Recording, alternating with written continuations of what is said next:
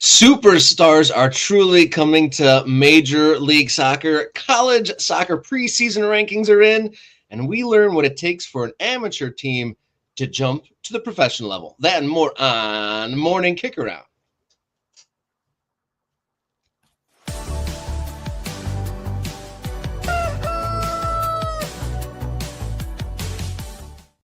Hello and welcome to the show. You found your way to Morning Kick Around, where we cover the world's most favorite game from the world's most favorite country, coming to you live each Monday, Wednesday, and Friday.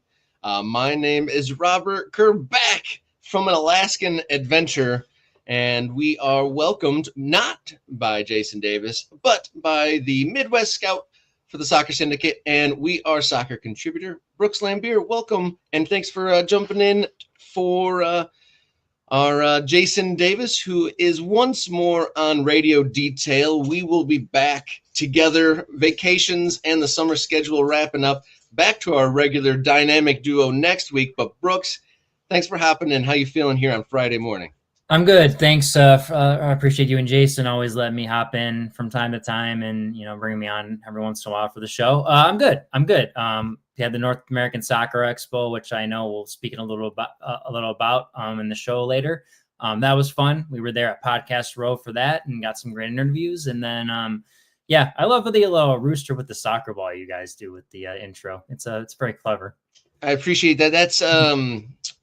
That is our rooster. That is, the German maestro in a rooster form. But we'll come to that later. We got a great show on the way. Like we said, we're going to talk about all of your exploits at the North American Soccer Expo. We are going to talk to sporting director of Fort Wayne FC in the midst of making that USL team, a USL 1 team, a professional team. So fascinating to get boots on the ground answers in midstream of making that jump. So, there's been a lot of discussion about amateur teams and the jump to pro. And so we're going to actually get a firsthand account of what that entails.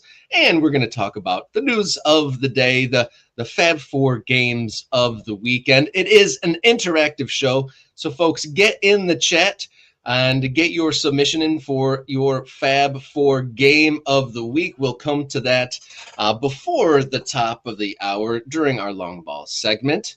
But before we get to our long balls, hit subscribe. Since I've been gone, we got to 3,100 subscribers, so that number keeps ticking up. So thank you for everyone who's hit subscribe. And if you want to take it up a notch, become an MK Ultra for just a few smackaroos. You've become an MK Ultra, and you get early access to videos, bonus content, priority commenting on the chat, and so much more. They've got their submissions in for the Fab Four, so it'll be me, Brooks, the Ultras, and then the chats chirping in the picks of the weekend. Also, you can support on coffee.com/morningkickaround. We got some specific fundraising goals for some exciting projects. And Jason and I had a very exciting call this week. Perhaps a big announcement might be coming this week for something new to the show. So excited about that. And then also, if you want to write us a note, morningkickaround@gmail.com. We've been getting some nice notes there, and keep those coming. And then we're also a podcast. Look up Morning Kick Around on your favorite podcast platform. You ready to jump into the show? Let's do it. All right. We are going to jump into Monday's long balls here on Morning Kick Around. And normally, Jason hits all the buttons, and now I got to find the buttons. My goodness gracious. Let's just hit it. Here we go. Long balls here on Morning.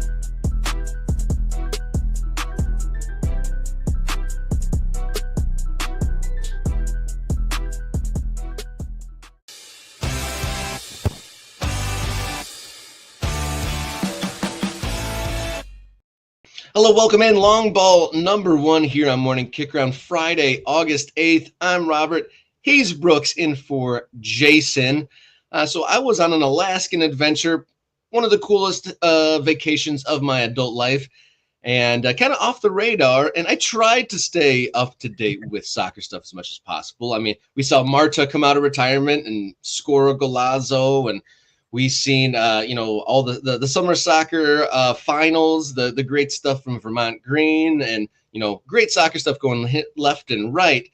But the thing that I got to catch up on, there are some genuine superstar global icons have joined Major League Soccer, have come to the shores of the United States. And so we are an American soccer centric show. So I want to dive into that a little bit.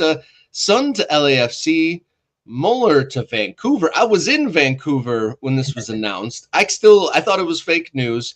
What's your thought? Which of these players, let's start here. Which one of these two global superstars is going to, have the most impact, do you think, here in the first year in Major League Soccer? Yeah, it's a rather interesting one, right? Just because of where these teams sit in the table. I mean, you have LAFC at 6 and Vancouver at 2. So obviously there's acquisitions to really make a push to win an MLS Cup. I know LAFC is not in the spot they want to be in. And I know the acquisition, losing, Olivier Giroud and then possibly Denny Bouanga being sold to Club America or maybe back overseas to France. All the rumors are churning for that. But the interesting one I think that solidifies is honestly the Thomas Mueller deal. I was telling this with Craig the other day on the show and talking with other people at the North American Soccer Expos that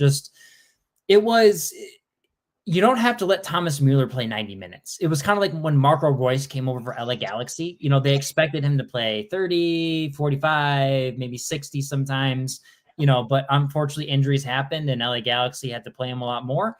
In Thomas Mueller, you got some depth here with Vancouver where he doesn't have to be the guy. Like Brian White's scoring goals. And they're doing pretty good. They're already doing pretty good. Yeah, they are. They're doing very well. But the Son one is interesting because if Denny Bouanga is interesting as well, because if Denny Bouanga stays till the end of the season and you have them on opposite sides or you put Son in the middle or as a forward or Denny Bouanga, it's a very dynamic attacking duo there in LAFC. But I think overall... Do they play the same position?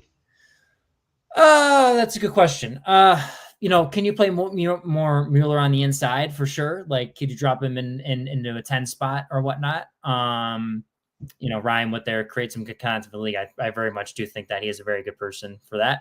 I think Son is definitely a wide player at 9. You can probably move Mueller around a little bit and make him more creative, but dynamic wise with goals, I think Son's going to be the guy.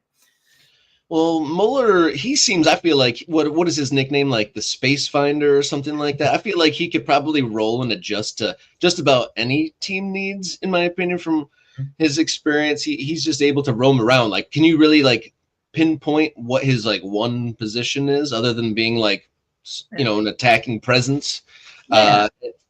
I mean, listen, like will he defend for sure? Is he going to be asked to be part of that's why Sebastian Berhalter is back there and he's covering ground and some other guys in the midfield, he will defend. I mean, the German players usually love to play both sides of the ball, right? But he may not be asked to do, defend all the time, but he just adds that little dynamic where I'm interested in him and Brian White connect. Honestly, it's going to be very interesting to see if he can up Brian's goals even more after scoring a bunch already this MLS season. It's just, and then you got a high level guy with an IQ that is a leader that's been on German national teams that have won the World Cup and in Bayern Munich squad that's been in Champions League and won the Bundesliga. So it's gonna be interesting dynamic there in Vancouver, to be honest.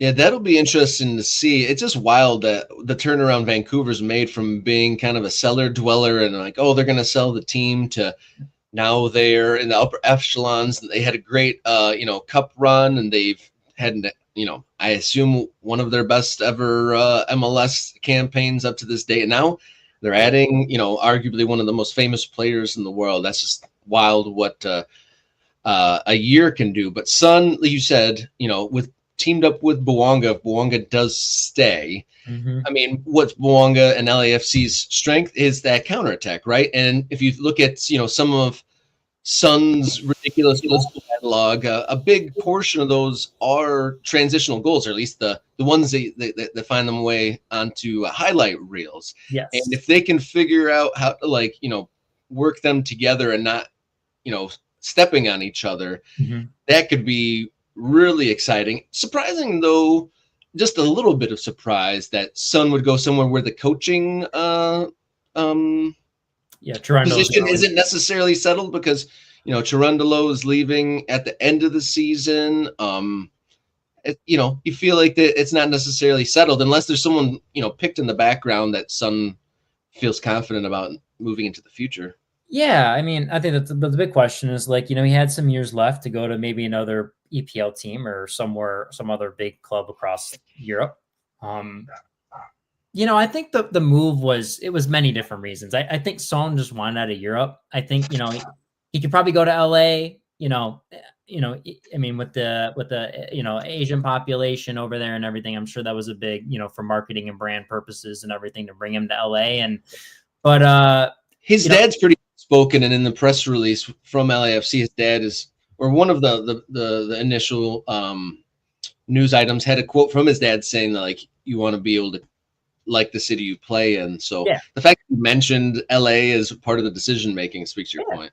Yeah, and listen, a lot of guys come over to America, and not many people know who they are. They can walk the streets. I mean, Olivier Giroud, I watched, they had an MLS Insider thing on Apple TV, and there was Olivier Giroud was one of them, and he's like, I can walk around, and he'll take photos of people every once in a while, the soccer fanatics, but most of the time people don't know who you are, so you can go be yourself. And I think that's why people love coming over to America that are big European stars. You can come be yourself, not have to worry about the paparazzi or people swarming you all the time.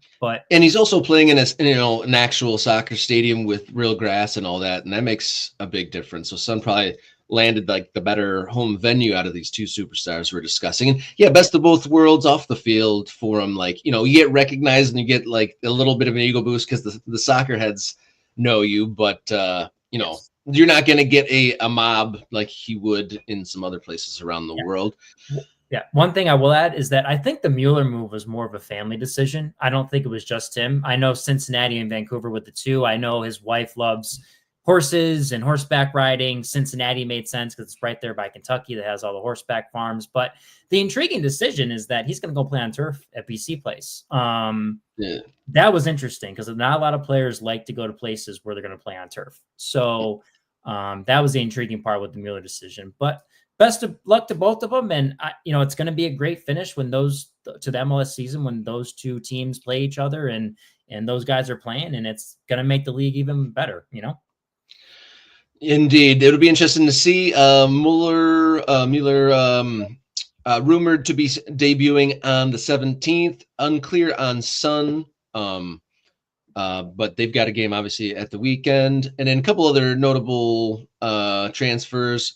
Rob Holding went to Colorado, and Jordi Mihalovic left Colorado to go to Toronto. So we'll see how that plays out. And for the improvement or decline of Colorado, we'll see how those moves work out. Long ball number 2, moving along. Vermont, full of soccer wins, reigning college soccer championship. The Vermont Green, the club side, winning the USL2 national championship. And now the United Soccer's D1 preseason poll has come out, and University of Vermont, they're at number 1. Nothing but wins for U of V here. Yes. Yeah. And Vermont Green actually play at the University of Vermont, which is, there you go. You can add that into it as well. Yeah. I mean, listen, it's the preseason poll. I mean, if you follow college soccer and the College Cup and everything, the top 4 with Vermont, Marshall, Ohio State, Denver. Those were all the college Cup teams. With Vermont and Marshall playing in the final, and Ohio State and Denver getting knocked out in the Final Four. But it's interesting, when the coaches poll comes out in a couple weeks, that's kind of the real definitive one of where everyone shifts and who beats who in the preseason. So that'll be interesting. I mean, it's pretty much most of the teams that made the College Cup are the tournament that are in this top 25. Yeah, so to run down the top 3 here before a ball is kicked: University of Vermont in 1, 2 is Marshall, 3 Ohio State, 4 is University of Denver, and 5 Southern Methodist. I do want to shout out my WMU Broncos coming in there at a strong 20th. Yeah, 20th. But is there any surprises in this top 25. You said UMass was maybe a little bit of a surprise. Yeah, but I mean, last year they did get to, they lost to Denver before Denver went into the College Cup. So they did make the Elite Eight, so they had a good year last year. With college soccer nowadays, I mean, with all the transfers and everything, you never know. I mean, listen, Dayton was a very solid side last year. I watched them. They'll see if Coach Courier can reload at the University of Dayton there. NC State's made some acquisitions. Tyler Caton from Missouri State, who would be a good defensive mid for them. Duke's always going to acquire guys. UNC has made some acquisitions. They're in the receive votes area of the poll. We'll see how they can change the game a little bit.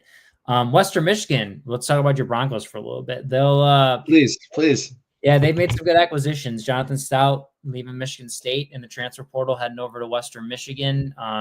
Braden Stefanovic, who played at OCFC for you guys, coming over from West Virginia. And then they're bringing in a center forward from NAI guy from Bethel University, which give them some strength up top of the 9. But their attacking front should look very interesting. I'm watching them today, actually, as they travel to Oakland University. That'll be my first college match I'll be scouting for the collegiate season today. So that starts. So literally the college soccer season starts today?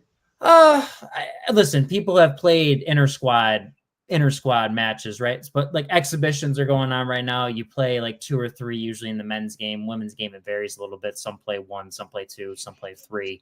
But the kids are back. It's preseason. It's going. So it'll be interesting to see how stuff turns out in this fall. And then, the season pretty much kicks off, within the next week, 7 to 10 days. So I see Indiana here down in 11th. They're a perennial powerhouse. Is that them slipping? No, I just, last year, just where they finished, I think of the tournament, they made some good acquisitions. They get Paul Morrall from Butler transferred in.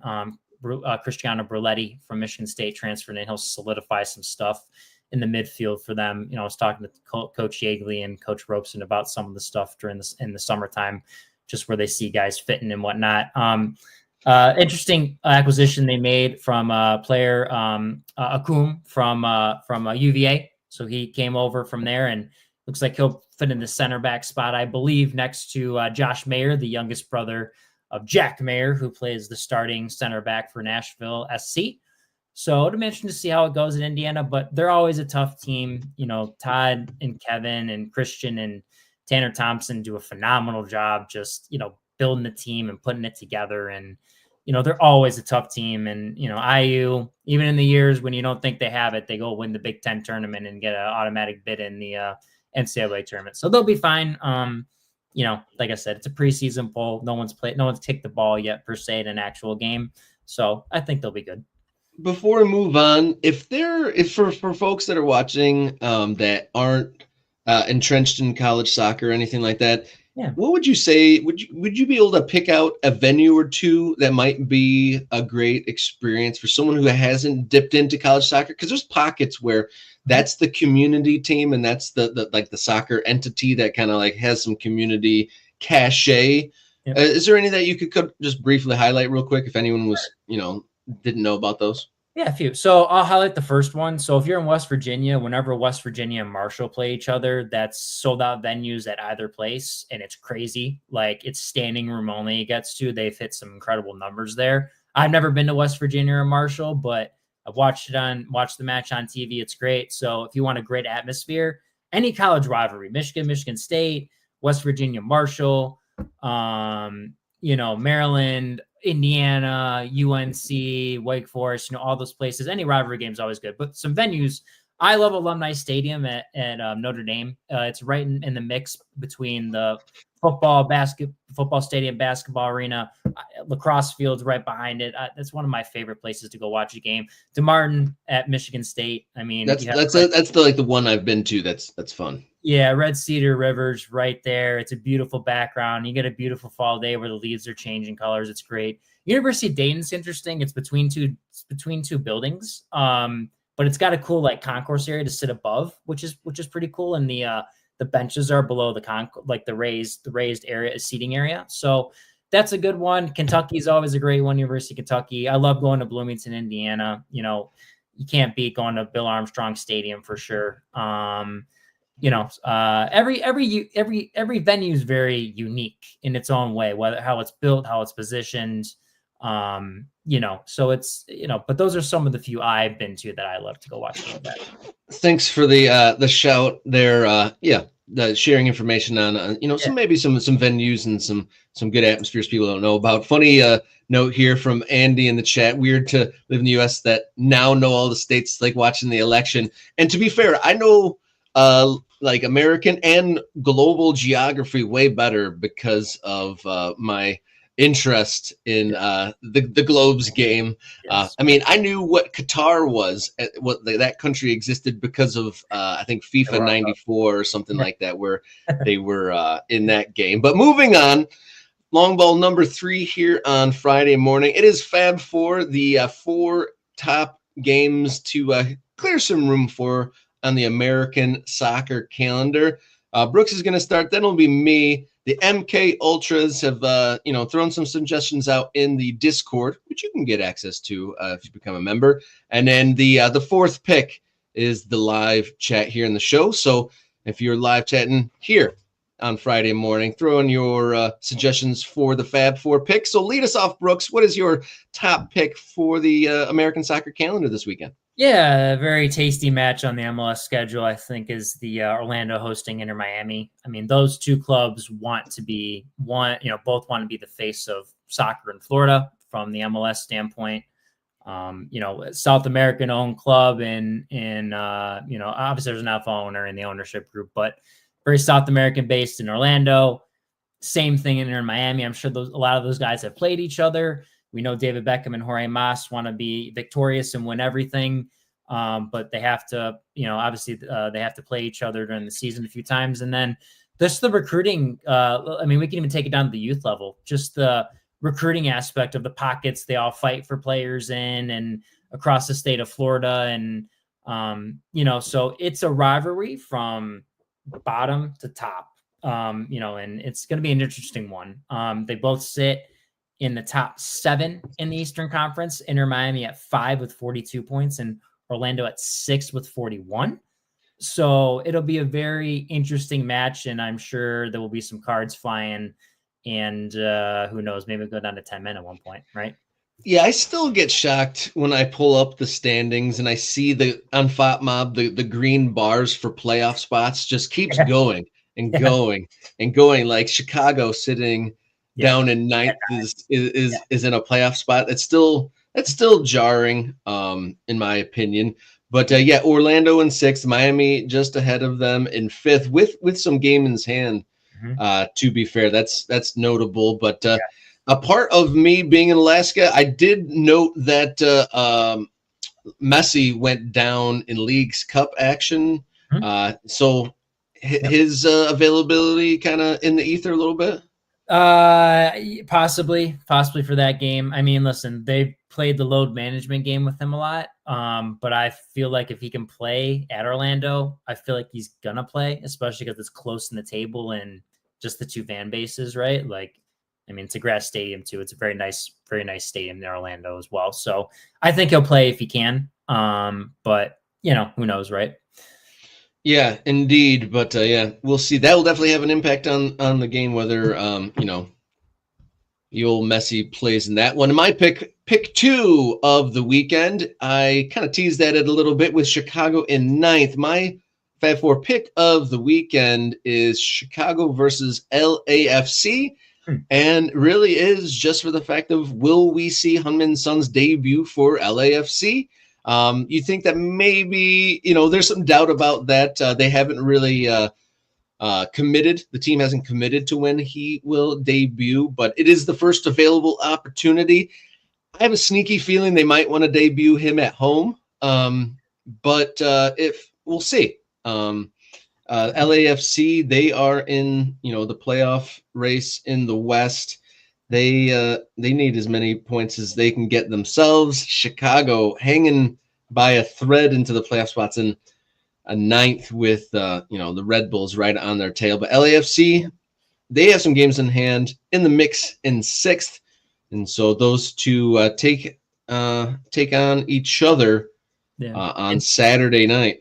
Yeah, it's been rough for Chicago lately. I mean, you look at just in July, 2-1 loss to Cincinnati, 3-1 loss to Minnesota, 2-1 loss to San Diego, 2-2 draw against Atlanta, 2-0 win against Montreal, 1-0 win against Red Bull. So they've won 2 in a row, but they've really kind of dropped down the table a little bit, and that's not what you want. It was a little rough because they didn't have Chris Brady because he was with the Gold Cup, the U.S. men's national team in the Gold Cup as the third string goalkeeper. So we'll see if it'll be a big win or a big result if they can get a draw or get a win against LAFC here. All right, so moving on to pick 3 of the weekend. Brooks went Orlando, Miami. I went Chicago, LAFC. The MK Ultras, I'm looking into the Discord server, and I'm seeing a couple shouts, mostly the USL, but you had this idea too, so I'm going to go with, in amongst the suggestions from the Ultras, it's Louisville versus Charleston, the top 2 teams in the USL Championship going at it. That should be an exciting matchup there in the USL Championship level. Yeah, I mean, listen, those 2 are both top at the Eastern Conference, 1 and 2. They're both programs that want to, clubs that want to go win USL. They want to win the USL Cup. They want to be, the top points team in throughout USL Championship. I believe Charleston, advanced in Jägermeister Cup. I think they were kind of more focused on the season, but Ben Pierman there wants to win. He's searching for that first elusive USL Championship. He's done extremely well during the regular season, and he's done all right in the playoffs, but he's still looking to kind of win that championship. And then Louisville, been there before, kind of been a little, I don't want to say dry, but they haven't been the Louisville team that they were, in years past. So they're looking to win one as well. But that'd be a terrific matchup. Those are 2 teams that like to spend money on players and, they're in it to win it. So that'll be a good one to watch.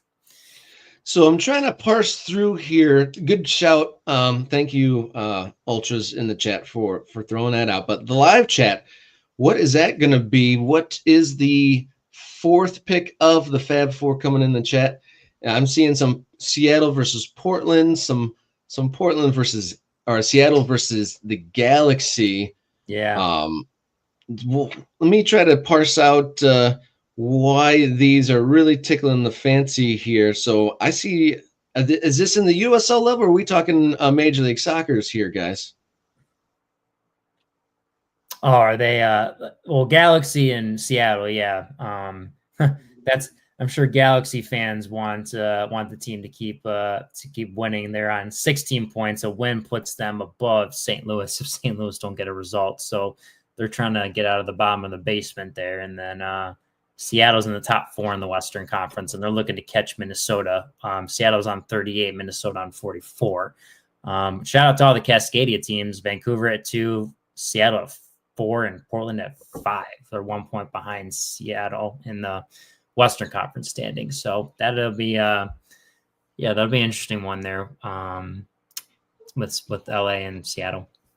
All right, and then so I'm getting some clarification here. The double header on CBS is also including the Seattle versus Portland NWSL game, and so I'm going to throw that in the mix. Yeah. So Mr. Hunt, thanks for that. That's the 4th pick of the Fab 4 this weekend. So we're gonna go with NWSL. So we got games from MLS, USL Championship, and the NWSL. Good shout. Seattle versus Portland. I love the Northwest, derbies, and we'll have that at the NWSL version of that.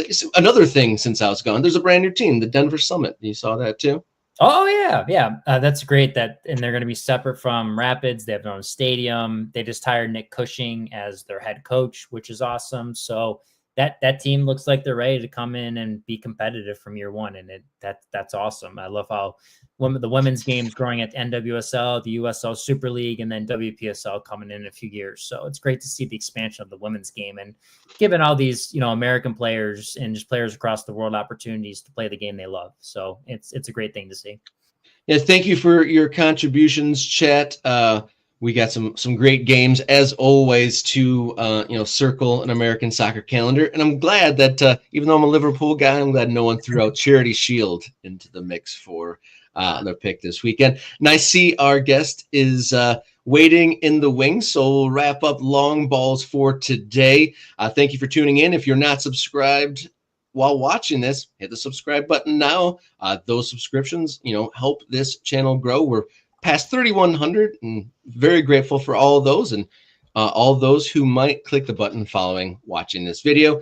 MK Ultras, that's a membership to this channel for just a couple smackaroos a month. You can get early access to videos, bonus videos, priority commenting, and access to the Morning Kick Around Discord server, which is great fun. We got threads on all sorts of soccer conversations, primarily focused on all American soccer, Pro Rel, MLS, USL, and all the rest. And then you can also, donate at ko-fi.com/morningkickaround, where we have some specific fundraisers for some special projects for the show to grow as well. And also, if you like podcasts, Morning Kick Around is on your favorite podcast platforms. So very excited to talk to our next guest. We're going to learn kind of midstream how an amateur team goes to professional levels. We are going to welcome the sporting director for Fort Wayne in just a second. We're going to catch our breath and come right back with Get to Know Your District, Fort Wayne, Indiana.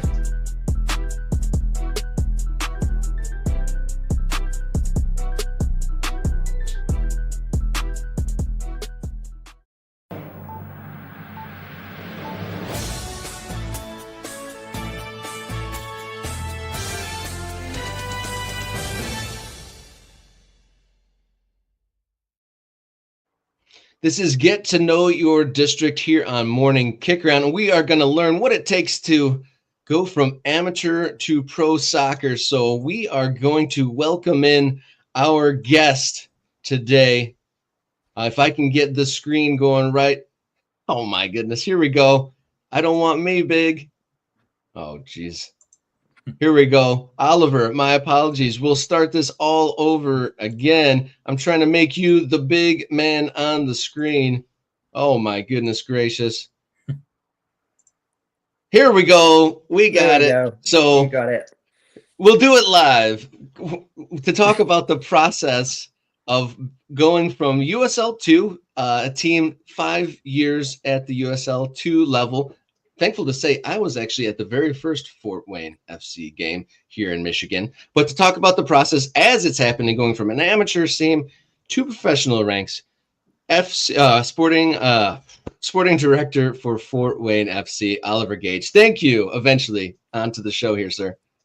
No problem, mate. You never have to apologize for not being able to make me big on the screen. I think that'll save everybody's eyes and ears the less they see of me and hear of me. But I'm really glad to be here. Thanks for having me on. I appreciate it, and I try and be as open and transparent as I can around all these matters. I think a lot of people in soccer, football are a little bit too guarded at times and think that they have this magic secret sauce they don't want to give away, and then the longer you're in it, the more you realize a lot of people are doing some very similar stuff. So, everyone's got the secret sauce, right? Yeah, myself included. Hey, when you're interviewing for jobs, you've always got the secret sauce, So. And I understand that. Welcome to the program. Thank you for spending time on Morning Kick Around. But I understand you already know our guest co-host Brooks Lambier from previous encounters. I do, yes. Me and Brooks have interacted a good few times over the years. So I was going to mention that myself, actually. Yeah, MLS Combine back in the day, right? I think 2015 or 16 when you were with Houston. Yeah, I'm showing my age. It's my birthday yesterday. The day before yesterday. So I'm feeling very old now when you talk about being in combines literally 10 years ago. Right. Happy belated birthday to you, Oliver. Amongst the fascinating things of the moment, there's a lot of amateur sides elsewhere across the country getting big crowds and kind of feeling some pressure to maybe go pro.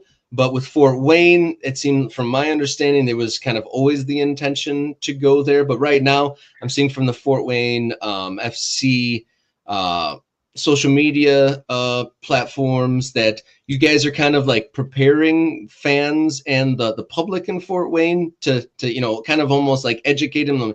This is what we've been doing. We've been having the short season. Now we're going to do this long professional season. Kind of like, I want to hear from you. Like, what are you doing, and what is the club doing right now to bridge that gap between amateur soccer and pro soccer? Yeah, I mean the good thing about the club at the moment, and one of the extreme positives that I saw when looking at this opportunity is, although it has been for the last several years a USL2 team, behind the scenes it's been as good, if not better, than a lot of the pro teams in the country. So when you look at the infrastructure behind the scenes, the staffing levels, the support that the players get, it's truly like blown me away just how much is there kind of bubbling under the surface at the football club in Fort Wayne. The way they, feed the players, the way they support them off the pitch with medical, with the sports science, data, all this type of thing. I mean, quite literally on my, kind of getting to know the club in my first couple of weeks, I was looking at staffing structures and who's in place. And I looked at it and I was like, oh my God, like Fort Wayne and USL2 have got more staff than Loudoun United had in the USL Championship when I was there, recently. So Fort Wayne, the football team is ready for this. And having obviously been at some of the USL2 games this year, I'm encouraged. I think the town's ready too. It's going to be a really exciting time. A new stadium is coming. It's going to be incredible. Like, you should see the mock-ups of this thing. It's going to be very impressive. So I think the town's ready. I'm really excited for it. Go ahead, Brooks. Yeah. So, I mean, Ali, you've been a part of clubs that have already been around and you've built teams. Explain the difference between building a team that's been around and then building a team that's just really coming into the pro level. Yeah, I mean, it's a double-edged sword. There's pros and cons to both. A team that's been around. So for anyone who doesn't know, my role before this was with Loudoun United. I was made sporting director there with an existing team. And, naturally what you get with an existing team with 20 odd players signed is some players that you really like and you really like the deal they're on, and some players that you kind of look at things and you're like, okay, this is one that we probably aren't going to stick with in the long term. The benefit of that is you maybe only have 5 or 6 contracts to do in the off season. A brand new team, you've got incredible opportunity because you've got 20 roster spots up for grabs. But then there's also a risk with that. When you sign 20 players in an off season, it's going to be impossible to hit on all 20. And if you can get to the point where 13, 14, 15 of them heading into year 2, you're really happy with, like, that's a home run. So I think naturally, with an expansion roster, with an expansion team, you see not just opportunity, but probably some turnover in the first couple of years. And then things settle down a little bit and you get into your rhythm and you have your playing style established. And, you can point to say, that's a Fort Wayne player right there. We know he's a Fort Wayne player. And obviously this is where we talk about the secret sauce, what that exactly is and how we find them, and the data and all that type of stuff is what comes. And that's some of the support I'll be bringing the staff on the ground. But yeah, I mean, it's a pretty monumental challenge putting together an expansion roster. Yeah, zooming out just a little bit for those viewing who aren't familiar with the Fort Wayne project, is they've been USL2 since 2021. For large parts of the time, DeMarcus Beasley, former United States national team legend, really, is one of the folks pushing this project, or one of the founding voices and folks behind this. So now, not only is Fort Wayne FC realizing that project of pro soccer in Fort Wayne, Indiana, but there's also going to be a soccer stadium. They've broken ground on that. There is a construction site of a soccer specific stadium for you there, right? Yeah, I mean, broken ground is definitely one term for it. I was at the stadium site a couple of weeks ago, and there are machines flying all over the place there. That thing's going up quick. I expected to go and see like a little bit of dirt over here and whatever. I went and it was crazy. There was a million diggers and things getting dropped off and steel beams going up and stuff. So it's not just broken ground anymore. I think there's talk of kind of like a live stream at some point going up, but it's going to be ready, I think, in time for kickoff is what I heard. And that thing's going up quickly. Yeah. And it's going to be very, very impressive. I'm excited about it. Ali, in terms of like the roster build, are you going to use a lot of local guys? You can try to do like Midwest, country, or you can try to anywhere all over the country. I know DeMarcus is from Fort Wayne. I'm sure you'd have to have Fort Wayne born players coming up through the academy into the first team. Can you kind of describe, the roster you're kind of looking to put together? Yeah. So I think there's two answers to that question. If you ask me what it should look like in 5 years, I think it should be Indiana, Fort Wayne heavy on the domestic front. If you ask me what it looks like in year one, maybe a little less, depending on how things go with the roster build. I think, not to get too deep and philosophical, but when you look at what a USL team should be, in my opinion, in American soccer, I think a USL team should represent its local community. Not just with the way the players carry themselves and what you do for your community with sponsorships and player events and stuff, but when you kind of step back and look at the purpose of what are we here for? What are we doing? What is Fort Wayne's legacy in their town? I think that it has to be a team that represents the Midwest and Indiana. Like, is there really a need for 5 players from LA or the West Coast to be playing in Indiana when you've got USL teams over there to play their local guys? I'm not so sure. Certainly not en masse. If you saw a USL roster in 5 years' time in Fort Wayne that had no players from Indiana on it, I don't think we've succeeded in what our mission is here. Now, I'm not saying that we turn our back on it or, we're happy with losing games and the players aren't good enough. We have a responsibility to build an academy that can produce USL level players and hopefully even higher and go on to play in Europe or MLS or wherever.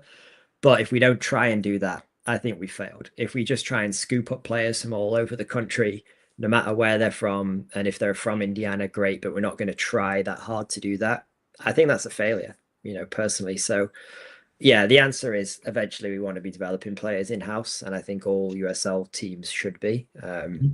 But it takes time. Player development is not just kind of, you don't just flick the switch and in a year's time you've got all these 18-year-olds coming out and they're all great. It takes time.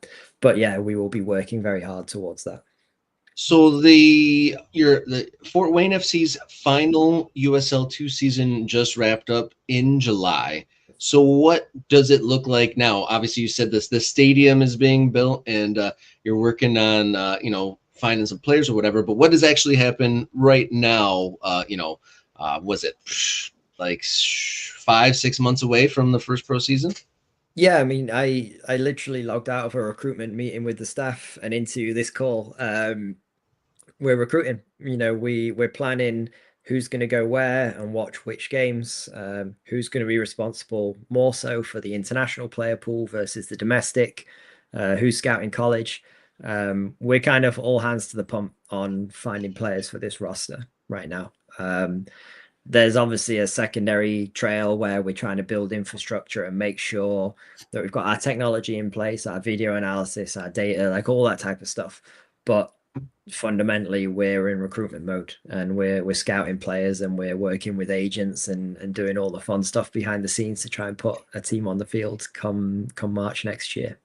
This is a bit of a general question, as you're obviously, into your ears with digging into the talent pool available at the USL 1 level. With there being so many more USL 1 teams coming into the fray in this year, is there a deep pool of players to sift through, or are you guys, all these new teams, all competing for the same guys? It's a really good question, actually. I would be disappointed if we were all fighting over the same guys. And the reason for that being almost like what I talked about before is at the USL 1 level, there's a lot of players, there's 300 something NCAA programs, Division 1 programs alone. I would like to think that, the absolute top talent, everyone's going to be aware of. Yeah, of course, everyone's going after them, or a lot of teams are going after them. But it's also a time of opportunity where, with so many expansion teams coming in, there's also so many roster spots available for the young American or international player to try and get their shot in the pros and make it, wherever they want to go in life. So I'd be disappointed if it was kind of like it felt like a finite pool of players and it was a race to the bottom with everybody scrambling to give them more money and more freedom and whatever, and kind of all fighting for the same guys. I think now's the time when teams can put their stamp on what they want to be. Just as a tiny bit of insight, we just come off that recruitment meeting and we're going over all the USL1 rosters and looking at age profiles, where they got their players from, who's done stuff we like and who has done stuff we maybe don't like so much. And the way I'm very impressed with the way AV Alta have put together their roster. They're quite young. They struggled a little bit at the start of the year results wise, expansion team, bunch of young players, but they stuck with it. They didn't they didn't give up on what they were trying to do.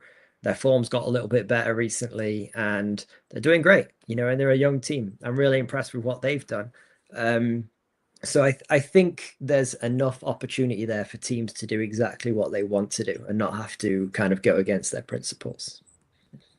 From an academy standpoint, you talked about you want to bring the locals in through they like to have a first team guy in the next, whatever, 3, 4, 5 years. Are you guys working with local clubs? And then what you guys can do ECNL, USL Academy? What would you guys looking to put your academy team in? Yeah, so I'm not directly responsible for the academy build if we build an academy in its traditional form. Yep. I think I've also been someone through my career that's willing to kind of think outside the box a little bit. So when I was the head of football at the Canadian Premier League, the big question was, when is everyone going to have an academy?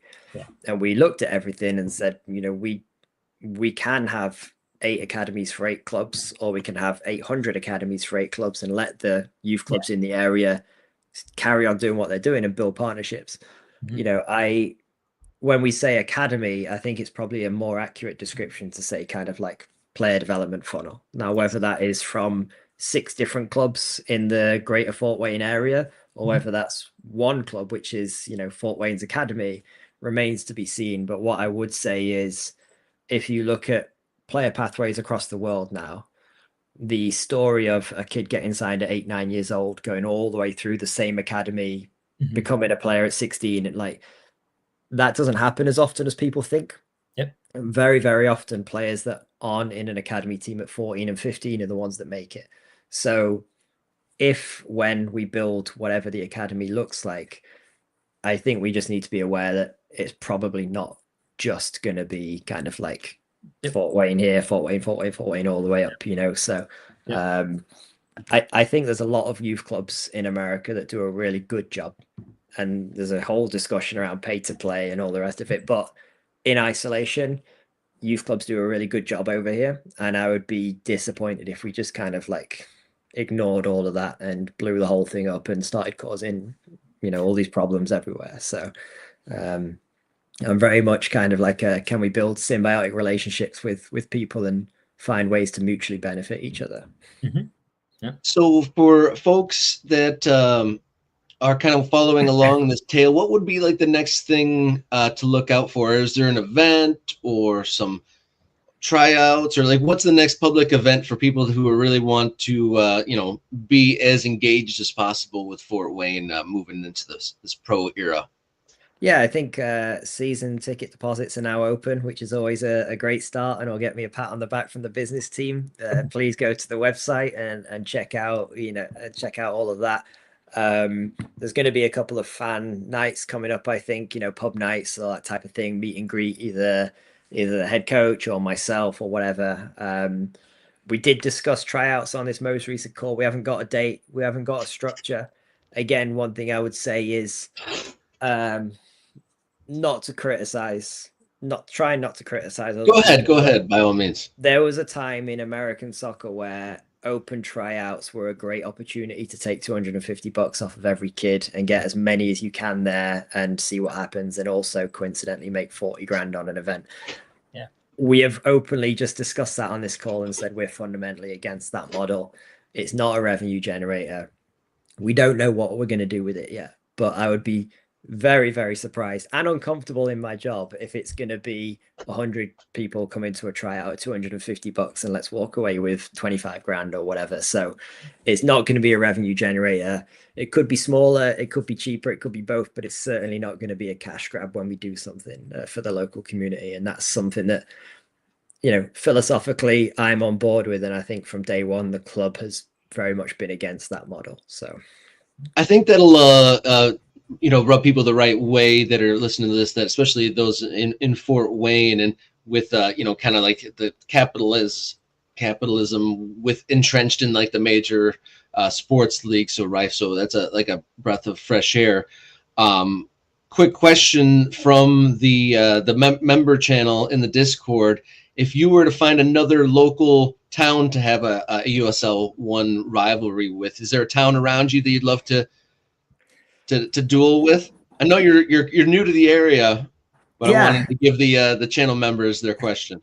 It depends what your class is local, right? You know, it's actually you know, it's Midwest, right? I mean, people think of it as like there's not really much around there, or certainly on the East Coast, that's what a lot of people think. But when you look at it, within a 2, 3, 4 hour radius, you've got a lot of soccer. You know, you've got USL clubs, MLS clubs, loads of USL2 clubs. Personally, you know, I've got fond memories of traveling to Notre Dame to play in the ACC. I'd love to see you know, a team up in South Bend, maybe, or somewhere like that. I know the South Bend Lions kind of were there at one point, and you know, but I'm new to the area, so I don't know who Fort Wayne really consider themselves to be local rival with at the moment. Obviously, Indy's already there, so but that's also who really grinds the gear of a Fort Wayne resident? I want to see the answers pour in for that. And also, a good note in the chat that your club also has an Instagram page posted for updates on the new stadium project, and to kind of show people how the stadium is coming along. So lots of exciting stuff going on for Fort Wayne FC. They've got a brand new sporting director. They're going pro, and a new stadium is you know, a buzz with activity, it sounds like. So thank you for joining us here. It sounds like you're kind of really just getting dug in here. Maybe if we check in with you in the winter time, maybe we'll have maybe another update on how it's going, the amateur to professional transition. Yeah, I'd love it. I'd love it. You know, I've probably got a lot more to open up on and a few more stories to tell come November, December. But yeah, anytime you want to check in, just give me a call. All right, Oliver Gage, Sporting Director, Fort Wayne FC. Thank you so much for joining us here on Morning Kick Around. Thanks, Ali. See you guys. Thank you. All right, if you enjoyed that and any of these other segments and you haven't hit subscribe yet, what are you waiting for? Do so now. We have crossed over 3,000, 3,100, and now more. So just hit the button, and it helps us out a ton. If you want to take it up a notch with your support, become an MK Ultra. $3.99 a month, I believe it is, and you get priority access to comments, early access to videos, bonus videos, morning kick around Discord server, and more. So thank you to everyone who's already a member, and thank you to anyone considering doing so. We have one more segment to go, so we're going to catch our breath and come right back with a hot topic about possibly the new Expo in North American soccer. Coming right back here in just 1 second.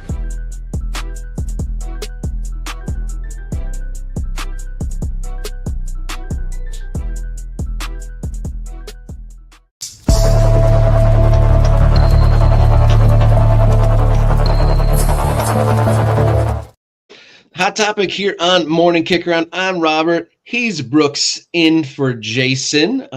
Last weekend, there was a big soccer event. It was the first ever North America Soccer Expo. And there's obviously coaching expos and stuff like that. Big events across the country, annual events.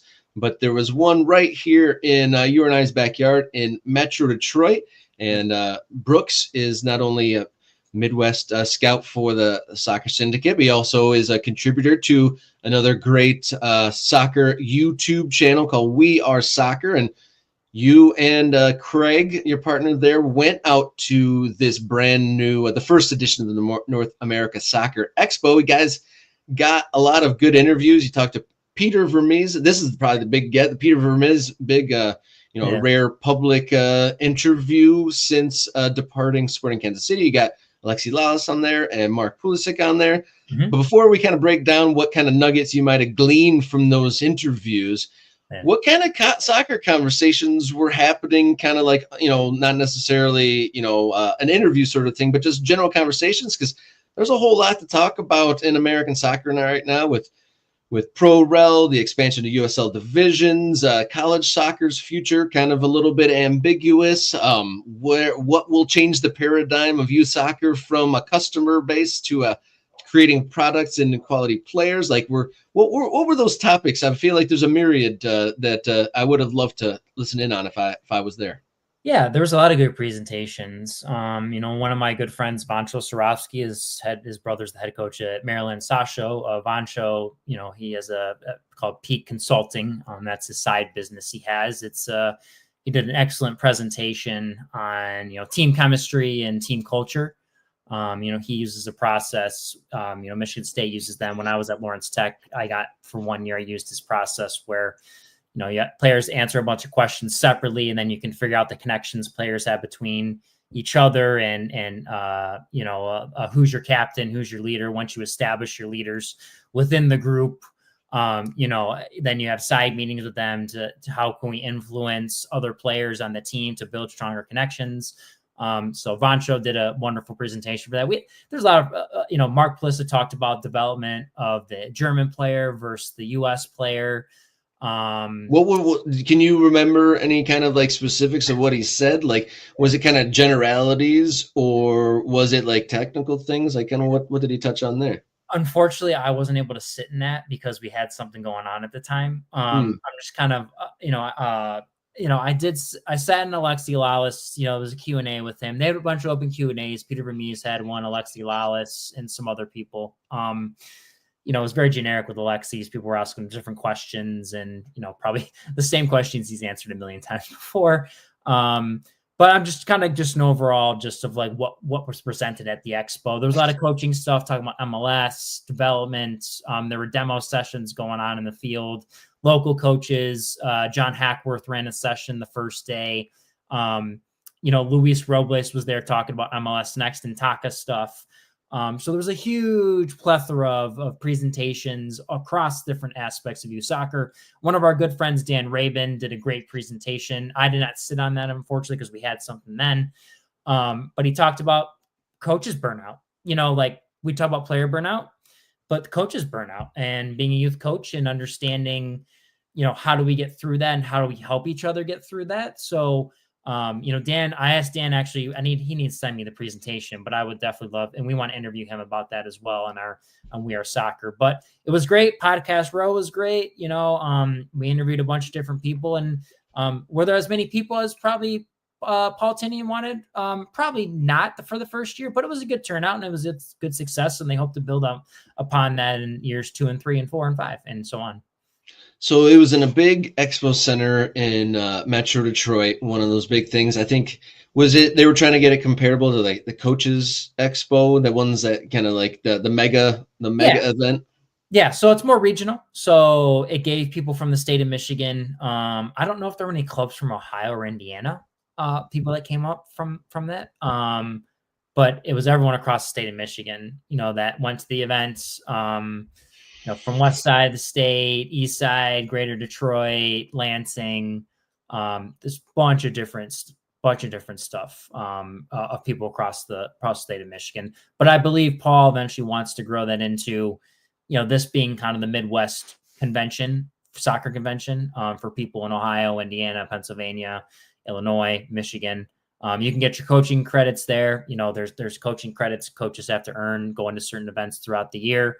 As part of their coaching stuff they do. So those were made available. And it was just great. It was great to catch up. Craig talked about he hadn't seen people in 20 years, people he played at Michigan State with, people he had known growing up playing soccer here in Michigan. And, I saw some great faces. Richie Nassif, who was an assistant at Northwestern and Albany for the men's soccer teams, and he works at Sprocket Sports now. And Joey Heron, I see every so often when MLS Next with Jags, but I got to catch up with him more, as I know I saw him in his days with Northwestern and Michigan State men's soccer as an assistant coach. So it was fun. It was connecting, social events. It was very down to earth. Everyone was friendly, and it was a terrific event.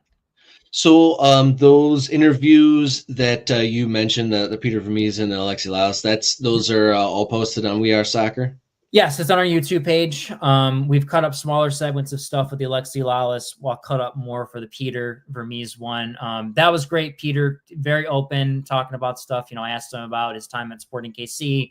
What's he want to do in the future? Like he told me he still wants to coach, but he doesn't really want to do the GM role anymore. But on a side note, when I was personally talking with Peter, he's telling me everything he was doing at Sporting KC, and he had a lot of stuff he was doing with that GM and head coach. Yeah, I was going to say, did he participate in the coach's burnout section of the panel? Because doing all those jobs from someone who's always had too many jobs, I can understand just getting absolutely frizzled. But so I recommend everyone go check those guys out at We Are Soccer. But can I ask you a hard question, a little bit off topic, kind of?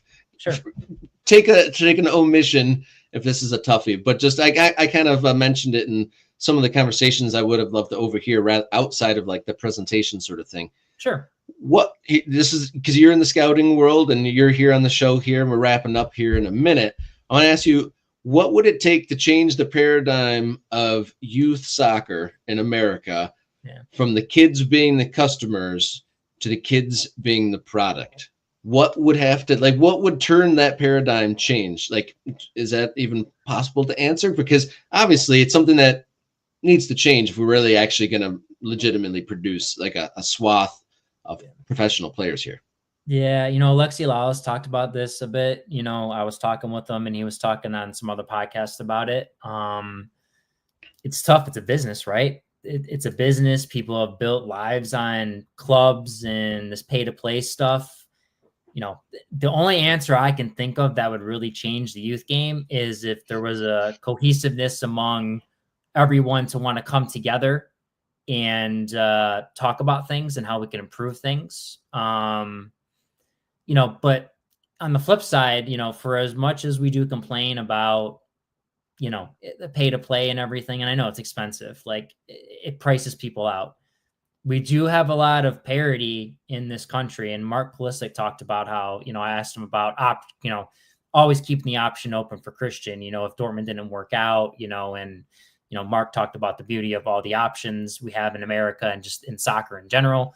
That is the beauty of, if you don't do MLS Next, you do ECNO. If you don't do ECNO for the girls' side, you do GA for the girls' side. But in terms of this altruist, no pay to play, low fees, I just think it's too much of a business, unfortunately, where we're too far gone. So in 100 years, we're going to look back and like, we couldn't change it 100 years ago. So we just plotted on. Things can always be changed. It's just the willingness of people wanting to take less money and doing stuff. And if you build a business and a very good life on it, why would, for a lot of people out of morals and ethics, why would they want to, people that aren't so necessarily more morally and ethically inclined to do something, why would they change? Right. So, is it part of U.S. soccer to deal with that? Sure. I think it's U.S. soccer's responsibility to help out with it, but it's tough. So I think you kind of hit the nail on the head until I guess there's some sort of motivation or initiative to like have that paradigm change. Like once they see like if we produce players that become pros, we get money. So like once they get it, something has to change, whether it be a decree from above or maybe some sort of an odd situation where a big training compensation fee or something just like lands in their lap, and then it changes perception, because the offset of producing a pro player could fill in the void of the money that they're getting just from kids paying to play on these teams. Correct. Exactly. The training compensation, if that opened up like they do in Europe, is that the thing? I mean, I hope it would One be of at them. some point.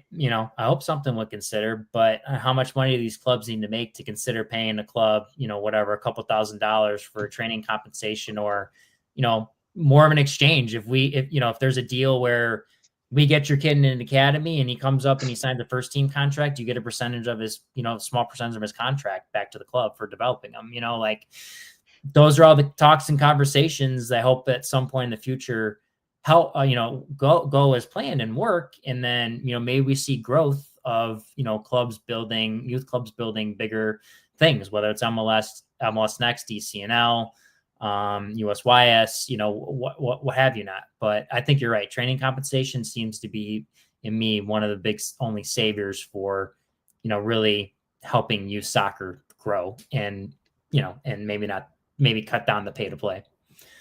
Yeah, thank you for following me down that kind of tangent there to end the show. Much appreciated, because that's just been like nagging on me. Like, what has to change that perception and that business model of the youth soccer? Because I mean, we're getting ones or twos here's and there's, but we need to make an ocean of good players to raise the level over. Correct. And inner city is the biggest thing. One quick thing to finish. I did talk to a guy, Andy McDermott, who's doing a lot of great stuff in inner city Chicago. He's got programs in rough areas and introducing soccer and having soccer as a community thing to keep kids out of trouble and whatever, and whatnot.